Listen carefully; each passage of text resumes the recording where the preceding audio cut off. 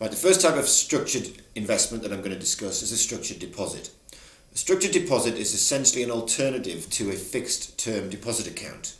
Now, whether or not a fixed term deposit account is suitable for you and your investment or deposit portfolio is another matter, but let's assume that you are considering a series of different fixed term deposits. The best 5-year fixed term deposit at the moment might be offering you something in the region of 4.4% per annum payable at the end of 5 years. Now, a structured deposit will involve sacrificing that interest that you would have otherwise earned on that fixed term deposit in return for an interest payment linked to something else, perhaps the performance of the FTSE 100 index. So if we know that a 5-year fixed term deposit is going to pay 4.35%, the risk for a structured deposit, assuming that we're within the £85,000 bracket, and that's as such covered by the Financial Services Compensation Scheme, subject to the usual rules and limits, then the risk is that if you move to a structured deposit, you might just get your capital back. Now, that needs to be recognised in the context of inflation risk, because the value of £100 today is going to be worth less, even if it's still £100 in 5 years' time.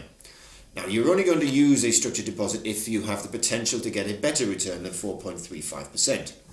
Now, one example that we use is a structured kick-out or structured auto-call deposit.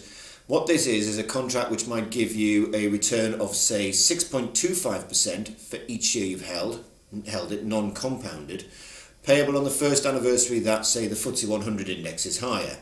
So if you invest in a contract today, let's assume a FTSE starting level of 5,800 points. If this contract can't mature in the first year, but if in the second anniversary the FTSE is higher than 5,800, it will return your capital and give you a 12.5% interest payment. Now, that time you can then reinvest your money in some other alternative. If the FTSE isn't higher at the end of the 2-year period, then it'll run for another year. And again, at the end of 3 years, if it's higher, it will give you an interest payment of 3 times 6.25%.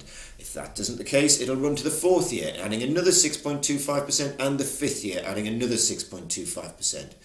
Now, if you get to the end of the 5th year and on every anniversary the FTSE's been lower, and it's lower on the 5th anniversary, it will just return your capital. So you can see that you've sacrificed the interest that you would have earned on a fixed term deposit in return for potentially getting 6.25% simple for each year held, but running the risk that you might have got no interest at all.